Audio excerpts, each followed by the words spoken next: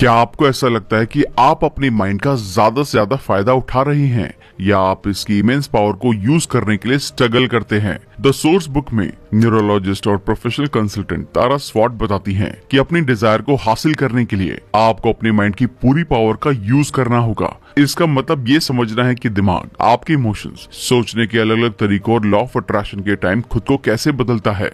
इस वीडियो में हम अपनी मनचाही लाइफ को बनाने के लिए अपने दिमाग के वर्किंग सिस्टम से ज्यादा फायदा उठाने के बारे में डिस्कस करेंगे। हम न्यूरोप्लास्टिसिटी के कॉन्सेप्ट और सोचने के उन तरीकों का पता लगाएंगे जिनका यूज आपको अपने दिमाग की कैपेसिटी को इसके मैक्सिमम पोटेंशियल तक बढ़ाने के लिए चाहिए। फिर हम लॉ ऑफ अट्रैक्शन से अपनी माइंड की पावर को बढ़ाने के तरीके को जानेंगे और एंड में हम इन आइडियाज को रियल लाइफ में अपनाकर फायदा उठाने के लिए 4 स्टेप प्रोसेस की बात करेंगे।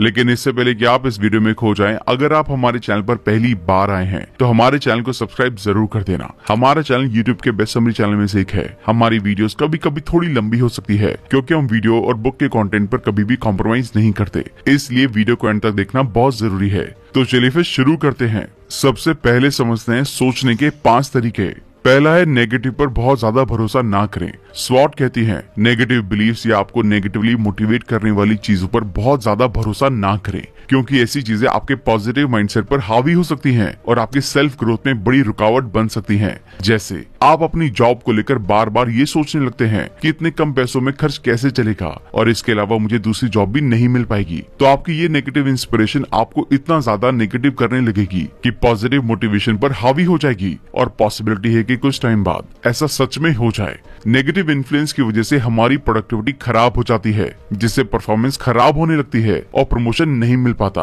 और एंड में इनकम सच में ही कम हो जाती है। तो अब सवाल है कि अगर ऐसा है तो जब आपको ऐसा लगने लगे कि नेगेटिव फीलिंग्स आपको मोटिवेट करने की बजाय कमजोर कर रही हैं, तो क्या करना चाहिए? तो इसके लिए आपको उनसे डरने की बजाय उन्हें चैलेंज करना चाहिए। हारने का डर और दूसरों के अप्रूवल की जरूरत, इन जैसे नेगेटिव फीलिंग्स इनइफेक्टिव मोटिवेटर की तरह काम करती हैं, जो आपकी लाइफ में प्रॉब्लम क्रिएट करती हैं और फोकस्ड और पॉजिटिव रहते हुए जरूरी चीजों में विश्वास करने से रोकती हैं। आप अपने नेगेटिव मोटिवेटर्स को एक अलग नजरिए से देखते हुए उन्हें रीडिफाइन करके चैलेंज कर सकते हैं। इसके लिए उन प्रॉब्लम से एक कदम पीछे हटें जो आपको नेगेटिव सोचने के लिए मोटिवेट कर रही हैं और उन पर एक ब्रॉड माइंडसेट से सोचें।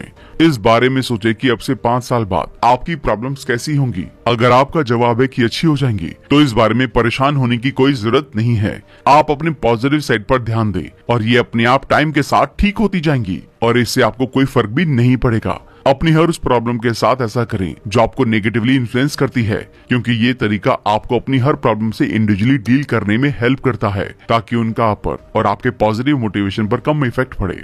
सोचने का अगला तरीका है फिजिकल हार्मनी। स्वॉट का सोचने का एक और तरीका आपकी फिजिकल बॉडी और सेंसेस के साथ तालमेल बिठाना है, जो आपके दिमाग और बॉडी के बीच रिलेशन को मजबूत करने में आपकी हेल्प करता है। इसमें एक स्पेसिफिक तरह की सेंसेस शामिल होती है जिसे इंट्रोसेप्शन कहा जाता है, जो आपकी बॉडी की इंटरनल वर्किंग को समझने से जुड़ी सेंसेस है। इंट्रोसेप्शन आपको बताती है कि आप कब भूखे हैं, थके हुए हैं, बहुत गर्मी लग रही है या सर्दी लग रही है, और इसी तरह की बातों के अलावा आपको महसूस करवा के बताती है कि कब आपको बाथरूम जाने की जरूरत है। अपनी फिजिकल अवेयरनेस और सेल्फ कॉन्ट्राडिक्शन में इम्प्रूवमेंट के लिए आपको अलग अलग कंडीशन में आपकी बॉडी कैसा महसूस करती है, इसके बारे में अवेयर रहना होगा। इसके लिए ऑथर एक डेली ट्रैकर रखने की एडवाइस देती हैं, जिसमें आप रिकॉर्ड करें कि आप क्या खाते हैं, कैसा महसूस करते हैं और आप कितनी बार टॉयलेट जाते हैं। ये आपकी बॉडी की वर्किंग और आपके मूड के बीच आपसी कनेक्शन को समझने और बनाने में आपकी हेल्प करता है। इसके अलावा आप बॉडी स्कैन भी कर सकते हैं। ये एक मेडिटेशन से जुड़ी एक्टिविटी है जिसमें आप गहरी सांस लेते हुए अपना ध्यान नीचे से ऊपर तक अपनी बॉडी के हर एक पार्ट पर लगाते हैं। सोचने का तीसरा तरीका है इंट्यूशन या इनर नॉलेज। यहाँ इनर नॉलेज का मतलब अपने गट पर भरोसा करना है। हालांकि ये अजीब लग सकता है, लेकिन रिसर्च से पता चला है कि गैस्ट्रोइंटेस्टिनल और डाइजेस्टिव सिस्टम असल में हमारे दिमाग की फंक्शनिंग पर सीधा इफेक्ट डालते हैं। स्टडीज बताती हैं कि एक हेल्दी माइक्रोबायोम मूड पर पॉजिटिव इफेक्ट डालता है और नेगेटिव थिंकिंग को कम करता है। इसके अलावा हमारी बॉडी में 90% सेरोटोनिन है, जो एक हैप्पी हार्मोन है। ये गट में रिलीज होता है, जो गट की हेल्थ को मूड से जोड़ता है और हमारा मूड अच्छा रहता है। दूसरी स्टडी से पता चला है कि गट बॉडी के 95% सेरोटोनिन को रिलीज करने के लिए रिस्पॉन्सिबल होता है, जो ऑथर की इस बात को सपोर्ट करता है कि मूड काफी हद तक गट की हेल्थ पर डिपेंड करता है। इसके अलावा सेरोटोनिन को कम या ज्यादा करने वाली मेडिसिन पर भी रिसर्च करने से पता चला है कि ये दवाएं भी डायरेक्टली या इनडायरेक्टली गट को हेल्दी रखने के लिए काम करती हैं। हेल्दी गट बनाए रखने से हमारी इनर विजडम अच्छी रहती है, जिससे बेहतर डिसीजन लेने में हेल्प मिलती है। अपनी गट हेल्थ को बेहतर बनाने के लिए रेगुलर बेसिस पर एक्सरसाइज करें और हेल्दी फूड खाएं। इसके अलावा हेल्दी गट के लिए स्ट्रेस को अच्छी तरह से मैनेज करना जरूरी है। लंबे टाइम तक स्ट्रेस रहने से बॉडी के डाइजेशन के लिए खर्च की जाने वाली एनर्जी कम हो जाती है, जिससे डाइजेशन से जुड़ी प्रॉब्लम हो सकती है, जो माइंड पर नेगेटिव इफेक्ट डालती है। अपनी गट को हेल्दी बनाए रखने के लिए इन हेल्दी रूटीन्स के अलावा आप जितना हो सके अल्कोहल से बचें, क्योंकि ये गट के माइक्रोबायोम पर नेगेटिव इफेक्ट डालते हैं। बहुत ज्यादा अल्कोहल पीने से स्ट्रेस बढ़ सकता है और डिप्रेशन हो सकता है, जो आपके गट को नुकसान पहुंचा सकता है और आपके इनर विजडम को खराब कर सकता है। सोचने का चौथा तरीका है लॉजिक। लॉजिकल थिंकिंग ही हमें अच्छे डिसीजन लेने में हेल्प करती है। जब हम लॉजिक से सोचते हैं तो अपने बिहेवियर और कामों में उनके होने के कॉज एंड इफेक्ट रिलेशनशिप की पहचान करने की कोशिश करते हैं और फिर उनके बेस पर अपने ऐसे डिसीजन लेते हैं जिनसे हमें अपनी एक्सपेक्टेशन के अकॉर्डिंग रिजल्ट मिल सके। इससे हमारे अंदर उन कामों के लिए अकाउंटेबिलिटी की फीलिंग क्रिएट होती है कि अगर मैं एक्स तरह से काम करता हूँ तो मुझे वाई तरह के रिजल्ट मिलेंगे। ये एक अच्छी बात है, लेकिन इसके नेगेटिव इफेक्ट भी हो सकते हैं। ऐसे में अकाउंटेबल रिस्क लेना ही हमें कुछ नया करने और अच्छा ऑप्शन चुनने में हेल्प करता है। हम अक्सर लॉजिकल थिंकिंग को सोचने के दूसरे तरीकों, स्पेशली इमोशन से अलग होने की तरह भी देखते हैं, लेकिन ठीक इसका उल्टा सच है। इमोशंस हमारे लिए हर एक लॉजिकल डिसीजन को प्रेजुडिस करते हैं, मतलब शुरू में ऐसा फील करवाते हैं जैसे लॉजिकली तो वो चीज ठीक हो, लेकिन रियलिटी में ठीक नहीं है। इसके अलावा सोचने के दूसरे तरीके भी हमारी लॉजिकल थिंकिंग को इन्फ्लुएंस करते हैं। हमारी लॉजिकल थिंकिंग को अपनाने की इसी सोच के दूसरे तरीकों के साथ बैलेंस बनाना है, जिस पर ये भी डिपेंड है। और जब हम मुश्किल प्रॉब्लम या डिसीजन पर पहुंचते हैं तो अपनी सभी कॉग्निटिव एबिलिटीज का यूज करते हैं। लॉजिकल डिसीजन पर इमोशंस का इफेक्ट हमारे लॉजिक को खराब नहीं करता, बल्कि लॉजिकल थिंकिंग तब खराब हो सकती है जब हम अपने लॉजिक को मिसकंसेप्शन या गलत फैक्ट के बेस पर बने हुए फैक्ट को बेस बनाकर डिसीजन लेते हैं। स्पेशली कॉज एंड इफेक्ट की थिंकिंग को कॉज से जुड़े मिसकंसेप्शन से खराब किया जा सकता है, जो इस मिसअंडरस्टैंडिंग को दिखाता है कि कोई कॉज किसी फैक्ट को कैसे क्रिएट करता है। एग्जाम्पल के लिए, अगर आप एक्सरसाइज करने का प्लान बना रहे थे और ये डिसाइड करने की कोशिश कर रहे थे कि इस बार एक्सरसाइज के टाइम स्विमिंग करनी चाहिए या नहीं, तो आप सोच सकते हैं पिछली बार जब मैंने स्विमिंग की थी उसके बाद मुझे अच्छा महसूस नहीं हुआ, इसलिए मैं दोबारा स्विमिंग नहीं करूंगा। हालांकि ऐसा किसी और रीजन से भी हो सकता है और जरूरी नहीं है कि स्विमिंग की वजह से ही आपको पिछली बार बुरा महसूस हुआ था। इसमें दूसरे फैक्टर्स भी हो सकते हैं, जैसे कि आपने क्या खाया, आप कैसे सोए, या क्या आप किसी बीमारी से जूझ रहे थे। इसलिए इस मिसकंसेप्शन या गलत फैक्ट से इन्फ्लुएंस होकर डिसीजन लेने से आप उस चीज को मिस कर सकते हैं जो आपके लिए एक मजेदार और फायदेमंद फिजिकल एक्टिविटी हो सकती है। डिसीजन लेने की कैपेसिटी डिसीजन की थकान की वजह से भी खराब हो सकती है। कई बार ऐसी सिचुएशन आती है जहां आपको जितने ज्यादा डिसीजन लेने होंगे, अच्छे डिसीजन लेना उतना ही मुश्किल हो जाएगा, क्योंकि आपके माइंड की एनर्जी खत्म हो रही है। आपके लिए हर एक डिसीजन में सोचने के सभी अलग अलग तरीकों को एक्टिवली मैनेज करने से आप में जल्दी ही डिसीजन लेने की थकान पैदा हो सकती है। बहुत सारे ऑप्शन चुनने से होने वाली थकान से बचने के लिए ऐसा रूटीन बनाने की कोशिश करें जिससे आपके हर दिन लेने वाले डिसीजन के नंबर्स कम हो जाएं। एग्जाम्पल के लिए, हफ्ते की शुरुआत में अपनी सभी डाइट का प्लान बनाकर उसे पूरे हफ्ते फॉलो करें। इसी तरह अपने दूसरे कामों में भी इसे यूज करें। सोचने का अगला तरीका है क्रिएटिविटी। एंड में शॉर्ट क्रिएटिव थिंकिंग के बारे में बताती है। आमतौर पर हम क्रिएटिव थिंकिंग को आर्टिस्टिक एक्सप्रेशन जैसे गिटार या पेंटिंग जैसे किसी आर्ट का एक्सप्रेशन मानते हैं, लेकिन ये इसका सिर्फ एक हिस्सा है। क्रिएटिव थिंकिंग में आपके फ्यूचर के लिए एक विजन बनाने और उसे पूरा करने के लिए ऑप्शन चुनने की काबिलियत भी शामिल है, जो आपको उस फ्यूचर को रियल बनाने में हेल्प करती है। इसके लिए आपको अपनी क्रिएटिव एबिलिटीज पर भरोसा रखना चाहिए। हम सभी क्रिएटिव बन सकते हैं। अगर आपके अंदर कोई आर्ट नहीं है तो इसका मतलब ये नहीं है कि आप क्रिएटिव नहीं हैं। याद रखें, क्रिएटिविटी का मतलब आर्टिस्टिक बनना नहीं है। कुछ लोग बाय बर्थ दूसरों से ज्यादा आर्टिस्टिक होते हैं, लेकिन हो सकता है कि वो क्रिएटिव ना हो, जबकि दूसरी ओर हर कोई क्रिएटिव बन सकता है। चलिए अब बात करते हैं लॉ ऑफ अट्रैक्शन की। एक बार जब आप ये जान लेते हैं कि अपने माइंड को अच्छी तरह से कैसे एनर्जी देनी है और अपनी माइंड की प्रोडक्टिविटी को ज्यादा से ज्यादा कैसे बढ़ाना है, तो आप अपना मनचाहा फ्यूचर बनाने के लिए लॉ ऑफ अट्रैक्शन का यूज आसानी से कर सकते हैं। बहुत से लोग लॉ ऑफ अट्रैक्शन को स्पिरिचुअल या फेथ बेस्ड कॉन्सेप्ट की तरह जानते हैं, क्योंकि बहुत सारी सेल्फ हेल्प बुक्स और प्रोग्राम्स में इसे इसी तरह से बताया गया है। लेकिन रियलिटी में इसका न्यूरोलॉजिकल रीजन है कि ये लॉ क्यों काम करता है। इसके लिए ऑथर लॉ ऑफ अट्रैक्शन के प्रिंसिपल्स को बताती है। पहला प्रिंसिपल है अबंडेंस का। लॉ ऑफ अट्रैक्शन का यूज करने के लिए पहला स्टेप अबंडेंस के माइंडसेट को अपनाना है। अबंडेंस माइंडसेट वो माइंडसेट है जिसमें आप ये मानते हैं कि दुनिया और यूनिवर्स इसमें रहने वाले सभी लोगों की डिजायर को पूरा करने में पूरी तरह से सपोर्ट करता है, और आप मानते हैं कि सभी के सपने पूरे करने के लिए इस यूनिवर्स में रिसोर्सेज मौजूद हैं। यानी यूनिवर्स में इतने ज्यादा रिसोर्सेज हैं कि अगर सभी लोगों के सभी सपने पूरे कर दिए जाएं, तब भी रिसोर्सेज बाकी रहेंगे और खत्म नहीं होंगे। इस तरह सोचने से आप पॉजिटिव सोचने और हम्बल बिहेवियर करने के लिए मोटिवेट रहते हैं। इस तरह सोचने से आप स्कार्सिटी मेंटालिटी या कमी के माइंडसेट से दूर होने लगते हैं, जो इस डर पर बेस्ड है कि सभी के सपने पूरे करने के लिए रिसोर्सेज मौजूद नहीं है और जो आपके पास है उसे खोने से बचने के लिए आपको कड़ी मेहनत की जरूरत है। द सीक्रेट में रोंडा बाइन कहती हैं कि आपका माइंडसेट आपके आसपास की दुनिया को बदल देता है ताकि यूनिवर्स आपको वो दे सके जिसकी आपको जरूरत है। ये नजरिया आपकी लाइफ को बेहतर बनाने के लिए अंदर से बदलाव लाने पर ध्यान देते हैं, लेकिन रोंडा बाइन का ज्यादा झुकाव इस बात पर जोर देता है कि ये बदलाव यूनिवर्स के साथ कम्युनिकेट करने का एक सोर्स है और यूनिवर्स आपकी लाइफ में होने वाले चेंजेस के साथ उस बातचीत का जवाब देगा। एज अ न्यूरोलॉजिस्ट स्वॉट का कहना है कि हमारा दिमाग फायदे के कंपैरिजन में नुकसान पर डबल ध्यान देता है, जिसका मतलब है हमारी नेचुरल टेंडेंसी फायदा हासिल करने के कंपैरिजन में नुकसान से बचने के लिए बहुत ज्यादा कोशिश करने की है। रिस्क के लिए ये नजरिया हमारी पॉजिटिव चेंज लाने की कैपेसिटी को डिस्टर्ब कर देता है। इसलिए अबंडेंस माइंडसेट को अपनाने के लिए आपको इस बात पर ध्यान देना होगा कि आप फेलियर को कैसे देखते हैं। फेलियर का मतलब ये नहीं है कि आपको हार मान लेनी चाहिए ताकि आप कुछ भी ना खोएं। दरअसल सक्सेस के लिए फेलियर बहुत जरूरी है। ये वही है जो हमें इम्प्रूव करने के लिए मोटिवेट करता है और अबंडेंस माइंडसेट को इम्प्रूवमेंट के लिए अंदर से तैयार रहकर लगातार आगे बढ़ने के लिए मोटिवेट करता है। दूसरा प्रिंसिपल है मैनिफेस्टेशन का। मैनिफेस्टेशन तब होता है जब आपके डिजायर और आपके इंटेंशन इस तरह से एक होते हैं कि आप लाइफ में उन चीजों को अट्रैक्ट कर सके जो आप चाहते हैं। ये एक एक्शन बेस्ड कॉन्सेप्ट है। ये सिर्फ अच्छी बातें सोचने और जो आप चाहते हैं उसका जादुई तरह से हो जाने का इंतजार करने के बारे में नहीं है, बल्कि जो आप चाहते हैं उस पर ध्यान देने के बारे में है ताकि आप इसे रियल बनाने के लिए जरूरी एक्शन आसानी से ले सके। मैनिफेस्टेशन दो न्यूरोलॉजिकल प्रोसेसेस पर डिपेंड करता है, सेलेक्टिव अटेंशन और वैल्यू टैगिंग। सेलेक्टिव अटेंशन तब होता है जब आप इररिलेवेंट इन्फॉर्मेशन को फिल्टर करते टाइम सिर्फ जरूरी इन्फॉर्मेशन पर ध्यान देते हैं। इसमें दिमाग लगातार बहुत ज्यादा मात्रा में इन्फॉर्मेशन कलेक्ट कर रहा होता है और ये किसी भी एक टाइम में सिर्फ थोड़ी इन्फॉर्मेशन पर ही फोकस कर सकता है। ऐसे में अगर आप अपना फोकस उन चीजों पर लगाते हैं जो आप लाइफ में चाहते हैं, तो आप जल्दी खुद को उन चीजों पर ज्यादा से ज्यादा ध्यान देते हुए पाएंगे, क्योंकि आप अपने माइंड को उन पर नजर रखने और उनके बारे में सोचने के लिए तैयार कर रही हैं। रिसर्च से पता चलता है कि हमारा दिमाग हर सेकंड सेंसेस से लगभग 11 मिलियन बिट इंफॉर्मेशन कलेक्ट करता है, लेकिन ये एक्टिवली सिर्फ 50 बिट्स को ही प्रोसेस कर सकता है। इसका मतलब है कि आपका अनकॉन्शियस माइंड आपके कॉन्शियस माइंड को वो इन्फॉर्मेशन जिसकी उसे जरूरत है वो देने के लिए हर सेकंड लाखों बिट्स इन्फॉर्मेशन को फिल्टर कर रहा है।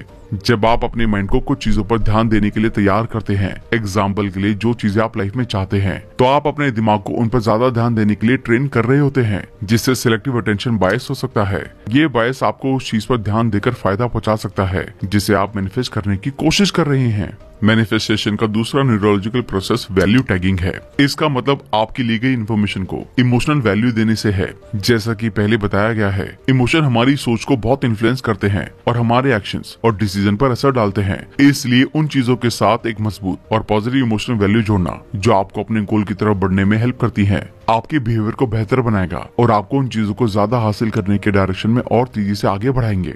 एग्जाम्पल के लिए, अगर आप बचपन में अपनी फैमिली के साथ वॉक पर जाना पसंद करते थे, तो शायद आपके अंदर पैदल चलने या बाहर घूमने के बारे में एक पॉजिटिव फीलिंग होगी जो उस जगह से मिलती जुलती होगी जहां आप टहलते थे। अगर आपका गोल बाहर ज्यादा टाइम बिताना या ज्यादा एक्सरसाइज करना है, तो ये पॉजिटिव इमोशन आपको उस गोल की तरफ बढ़ने में हेल्प कर सकता है। इसके अपोजिट, अगर बाहर वॉक करना आपके लिए एक स्ट्रेस इंसिडेंट था, तो आपको इससे बुरा लग सकता है। इसलिए इस टाइम इसके बजाय दूसरी एक्टिविटीज करने पर ध्यान देना आसान लगेगा जिनके बारे में आप पॉजिटिव फील करते हैं। स्टडी से पता चलता है कि emotional tagging directly subconscious level पर होती है और हमारे ज्यादातर डिसीजन और एक्शन पर असर डालती है। हालांकि आप ये हमेशा कंट्रोल नहीं कर सकते कि आपका माइंड जरूरी इन्फॉर्मेशन को किस तरह से इमोशनल वैल्यू देता है। बस उनके बारे में अवेयर रहने से आपको उन इन्फॉर्मेशन पर बेहतर तरह से ध्यान देने में हेल्प मिल सकती है जो आपके गोल के लिए जरूरी है।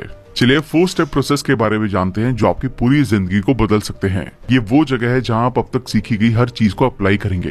पहला स्टेप है अपनी सेल्फ अवेयरनेस को बढ़ाएं। सेल्फ अवेयरनेस ही आपको बदलाव के मौकों को पहचानने और उनका फायदा उठाने में हेल्प करती है। इसके लिए ऑथर कई जर्नलिंग टेक्निक्स को बताती हैं जो आपकी सेल्फ अवेयरनेस को बढ़ा सकते हैं। सबसे पहले एक डायरी में रोज ये लिखना शुरू करें कि आपका बचपन आज भी आपको कैसे इन्फ्लुएंस कर रहा है। आपकी परवरिश और स्पेशली जिन लोगों के साथ आप जुड़े हुए थे, उनसे आपने जो सीखा वो आज आप जो है उसे बहुत इन्फ्लुएंस करता है। ये रिलेशन बचपन में आपके लिए आइडियल का काम करते थे। उन्होंने ट्रिगर्स जैसे स्ट्रेस, गरीबी, प्रॉब्लम्स या अपॉर्चुनिटीज में कैसा सोचना और बिहेव करना चाहिए, इसके बारे में आपके बिहेवियर के जरिए आपको अपनी लाइफ में सिचुएशन से डील करने के लिए एक आइडियल रोड मैप दिया। इन सीखे गए तरीकों को आपकी लाइफ को कंट्रोल करने से रोकने के लिए आपको उनके बारे में पता होना चाहिए। आप और आपकी फैमिली के दूसरे मेंबर्स ने जब आप बड़े हो रहे थे तब क्या रोल निभाए, आपकी फैमिली ने कौन से सीक्रेट छुपाए और उनका आप पर क्या असर पड़ा, आपकी फैमिली के बिलीफ्स और वैल्यूज क्या हैं और आपकी फैमिली कमियों और अच्छाइयों को कैसे देखती है, इन्हें एक डायरी में लिख लें। अब सोचे कि ये चीजें आप पर किस तरह से असर डालती रहती हैं। दूसरे न्यूरोलॉजिस्ट भी आज को बेहतर ढंग से समझने के लिए बचपन के एक्सपीरियंसेस और रूल्स के बारे में सोचने के फायदों के बारे में बताते हैं। कुछ लोग ऑथर की बताई हुई एक्टिविटीज के साथ साथ अडल्ट अटैचमेंट इंटरव्यू जैसे रिसोर्सेज का यूज करके आपके बचपन का एक नैरेटिव अकाउंट बनाने की सलाह देते हैं। मतलब आज तक बचपन की कौन सी चीज ने आपको कैसे इन्फ्लुएंस किया, उसे याद करके लिख लें। इस तरह अकाउंट बनाने से आपको जो सेल्फ अवेयरनेस मिलती है वो आपके दिमाग को अपने काम करने के तरीकों को बेहतर बनाने के लिए अलग अलग फील्ड्स और कनेक्शन से जुड़ने में हेल्प करती है। कुछ न्यूरोलॉजिस्ट सजेस्ट करते हैं कि आप थोड़ा और आगे बढ़ें और एक जीनोग्राम बनाएं। जीनोग्राम का मतलब अपने पास्ट को पहचानने और समझने के लिए कई पीढ़ियों से एक फैमिली के अलग अलग मेंबर के बिहेवियर पैटर्न की हिस्ट्री को देखकर समझने की कोशिश करते हैं कि वो बिहेवियर आपके आज के बिहेवियर को कैसे इन्फ्लुएंस कर रहे हैं। ये आपकी फैमिली और उनके अलग अलग बिहेवियर को डिटेल देता है, जिससे ये आपके सेल्फ अवेयरनेस को और भी ज्यादा बढ़ा सकता है और आपको जनरेशनल इश्यूज और दूसरे तरह के फैमिली पैटर्न को समझने और उनसे डील करने में हेल्प कर सकता है। इसके बाद ऑथर आपको बचपन से सीखे गए पैटर्न और बिलीफ को ज्यादा गहराई से समझने में हेल्प करने के लिए एक एक्सरसाइज करने के लिए कहती है। इसमें उन 6 बिलीफ की लिस्ट बनाएं जो आपकी खुशी को बढ़ाते या कम करते हैं। फिर हर एक के बारे में उस बिलीफ का सपोर्ट करने के लिए आपके पास मौजूद प्रूफ को एक्सप्लेन करें। इसके बाद आपके पास मौजूद उन एविडेंस को लिखें जो इस विश्वास को मानने से मना करते हैं। एंड में इस बारे में सोचें कि क्या ये बिलीव्स आपकी लाइफ में कुछ वैल्यू जोड़ते हैं और आप उन लोगों और चीजों को कैसे छोड़ सकते हैं जो आपके लिए यूजफुल नहीं है। टाइम टू थिंक में नैन्सी क्लाइन ने 3 तरह के लिमिटिंग बिलीव्स यानी कि ऐसे बिलीव जो हमें आगे बढ़ने से रोकते हैं उनके बारे में बताया है। कुछ लिमिटेड बिलीव्स फैक्ट्स होते हैं जो ऑब्जेक्टिवली सच है। एग्जाम्पल के लिए मेरे पास प्रेजेंट में ये नहीं है, इसमें ये की जगह आप जो चाहते हैं उसे शामिल करें। अगर आप ये की जगह कुछ ऐसा नहीं सोचते हैं जो सच में चाहते हैं तो ये फैक्ट आपको पूरी तरह से ठीक लग सकते हैं, लेकिन बार बार इस तरह सोचने से ये विश्वास बन जाएंगे और इन नेगेटिव बिलीव्स को पकड़ कर रखना आपको लिमिटेड कर सकता है और आपको ये सोचने पर मजबूर कर सकता है कि आप बदलाव नहीं कर सकते, जबकि हर टाइम बदलाव का मौका होता है और आप अच्छे बदलाव कर सकते हैं। ऑथर जिस दूसरे टाइप के बिलीफ को बताती हैं वो एंटिसिपेशन यानी कि अंदाजा है या उन चीजों के बारे में विश्वास करना जो हो सकती हैं। एग्जाम्पल के लिए मैं जो चाहता हूँ उसे पाने की कोशिश करने का रिस्क उठाता हूँ तो मैं फेल हो सकता हूँ और अगर ऐसा हुआ तो मुझे बुरा लगेगा। फेलियर को एक बुरी चीज की तरह गलत ठहराने के अलावा ये बिलीफ मानता है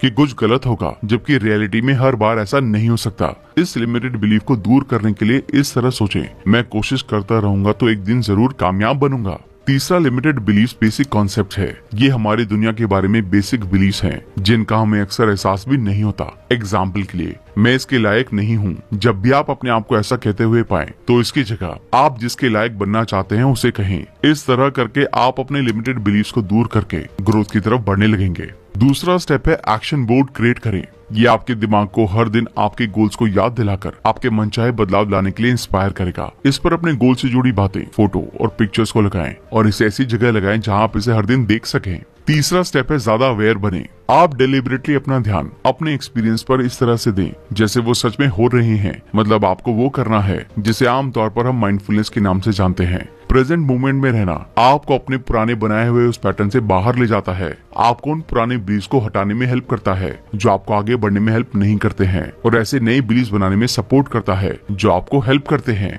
ज्यादा अवेयर बनने के लिए ऑथर माइंडफुलनेस मेडिटेशन की रोज कुछ टाइम प्रैक्टिस करने की सलाह देती है, जिससे आपके मन में लगातार ली जा रही इन्फॉर्मेशन को प्रोसेस करने की आपकी कैपेसिटी में सुधार होता है। इसके लिए आप बॉडी स्कैन कर सकते हैं, यानी कि कुछ टाइम के लिए मेडिटेशन में बैठकर आपको अपनी बॉडी के हर एक हिस्से पर कुछ टाइम ध्यान देना है। और इसके अलावा किसी मोमेंट या एक्सपीरियंस जैसे खाना खाना, टहलना या म्यूजिक सुनने के दौरान अपने अंदर उठने वाले इमोशंस पर गहराई से ध्यान देने के लिए बस दिन में कुछ बार टाइम निकालें। रिसर्च से पता चला है कि माइंडफुलनेस के सभी तरीके हमारे फोकस को बनाए रखने और आने वाली रुकावटों को रोकने की हमारी काबिलियत में सुधार करने में हेल्प करते हैं। माइंडफुलनेस आपके रिलेशन को बेहतर बनाकर दूसरों से जुड़ने की आपकी स्किल को भी बेहतर करता है। माइंडफुलनेस टेक्निक को इमीडिएटली एक अच्छी आदत बनाना भले ही मुश्किल लग सकता है, लेकिन आप उन लोगों के ग्रुप में शामिल होकर इसे आसान बना सकते हैं जहाँ दूसरे लोग भी माइंडफुलनेस करते हैं। चौथा स्टेप है प्रैक्टिस करें। ये चेंजेस आसानी से या जल्दी से नहीं होते। इन चेंजेस को करने और हमेशा के लिए मजबूत आदतें बनाने के लिए आपको एक्टिवली और रेगुलर बेसिस पर पूरी तरह से इन पर ध्यान देने की जरूरत है। पहले बताए गए तरीकों को फॉलो करने से आप फाइनली अपने गोल तक पहुंच सकते हैं। इसके अलावा आपके और आपकी मनचाही लाइफ के बीच मौजूद रुकावटों की पहचान करना जरूरी है। ऐसा करने के लिए कागज के एक टुकड़े पर 3 कॉलम बनाएं और पहले कॉलम में अपने गोल्स लिखें, दूसरे में उन बिहेवियर्स को लिखें जो आपको इन गोल्स को हासिल करने में रुकावट पैदा कर रहे हैं, तीसरे कॉलम में उन बिलीफ्स को लिखें जो इन बिहेवियर को करने के लिए इंस्पायर कर रही हैं। ये वो चीजें हैं जो अबंडेंस का माइंडसेट डेवलप करने में आपके रास्ते में रुकावट बन रही हैं और आपके गोल की तरफ बढ़ने में आपकी ग्रोथ को रोक देते हैं। इसी के साथ अफर्मेशन की एक लिस्ट बनाएं। एक पेज पर सेल्फ हेल्प बुक्स, मूवीज और उन लोगों के आइडियाज जिन्हें आप रिस्पेक्ट करते हैं उनके कोट्स को लिख लें और उन्हें दिन में कई बार अपने आप से दोहराएं। ये उन कामयाब लोगों के सोचने के तरीके को आपके दिमाग में बिठा देगा और आपके गोल को आपके सबकॉन्शियस से कॉन्शियस माइंड तक ले जाने में हेल्प करेगा, ताकि आपके लिए सही एक्शन लेना आसान होने लगे और आप आसानी से अपने गोल की तरफ बढ़ सकें। अफर्मेशन को प्रेजेंट टेंस में लिखें क्योंकि इससे उन बातों को हमारे सबकॉन्शियस माइंड के लिए समझना आसान बनता है। अपनी अफर्मेशन में नहीं जैसे नेगेटिव वर्ड्स को यूज करने से बचें और उन्हें पॉजिटिव से बदलने की कोशिश करें। उन्हें प्रॉब्लम सेंट्रिक तरह से लिखने की बजाय सॉल्यूशन ओरिएंटेड रखें, जिनसे ये झलकता हो कि आपको सॉल्यूशन पर ध्यान देना है, और इस अफर्मेशन लिस्ट को किसी ऐसी जगह चिपका दें जिसे आप बार बार देख सकें। इसके साथ खुद को नए एक्सपीरियंसेस में पुश करें। इससे आपको फेलियर के डर पर काबू पाने में हेल्प मिलेगी। नए एक्सपीरियंस आपके माइंड में न्यूरोप्लास्टिक चेंजेस को ट्रिगर करते हैं और अपने आसपास की दुनिया की एक अच्छी समझ प्रोवाइड करते हैं। ये नए एक्सपीरियंस छोटे या बड़े हो सकते हैं। एग्जाम्पल के लिए आप किसी ऐसे ट्रैक पर हाइकिंग कर सकते हैं जिस पर आप पहले कभी नहीं गए हो, या किसी नए तरह का म्यूजिक सुन सकते हैं। नए एक्सपीरियंस न सिर्फ आपकी न्यूरोप्लास्टिसिटी में इम्प्रूवमेंट करते हैं, बल्कि स्टडी से पता चलता है कि वो हमारे माइंड के रिवॉर्ड सेंटर को भी एक्टिवेट करते हैं और डोपामाइन को रिलीज करते हैं, जो हमें खुशी महसूस कराते हैं। इसी के साथ नए एक्सपीरियंस हमें प्रेजेंट मोमेंट पर अच्छी तरह से फोकस करने में हेल्प करते हैं। हालांकि ये ध्यान रखना जरूरी है कि नए एक्सपीरियंस से होने वाले न्यूरोप्लास्टिक चेंजेस टेम्परेरी हो सकते हैं। इसलिए अगर आप अपने माइंड में परमानेंट बदलाव लाने की कोशिश कर रहे हैं तो आपको नए एक्सपीरियंस बनाने और मजबूत करने के लिए इसे बार बार दोहराना होगा। थैंक यू दोस्तों। आई होप आपको अपने माइंड के, अपने ब्रेन के और लॉ ऑफ अट्रैक्शन के साइड को साइंटिफिकली समझने में हेल्प मिली होगी और बहुत सारी ऐसी बातें पता चली होंगी जो लॉजिकली बिल्कुल सही हैं, जिसके जरिए आप अपनी लाइफ में कुछ भी मैनिफेस्ट कर सकते हैं। लॉ ऑफ अट्रैक्शन को बहुत अच्छे से यूज कर सकते हैं और अपनी लाइफ में ऐसी चीजें मैनिफेस्ट कर सकते हैं जो आप हमेशा से चाहते थे। बस इस पैटर्न को अपने आप को बार बार याद दिलाते रहें और लाइफ में बहुत सारी चीजें मैनिफेस्ट करें। और अगर आप बुक समरी के इस हिस्से तक बने हुए हैं तो इसका मतलब ये है कि आप भी हमारी तरह किताबों से बहुत प्यार करते हैं। तो जाने से पहले चैनल को सब्सक्राइब जरूर कर देना। अगर जरूरत लगे तो कमेंट करके हमें ये भी बताना कि आप अगली बुक समरी हमारे चैनल पर कौन सी देखना चाहते हैं। जल्दी मिलते हैं।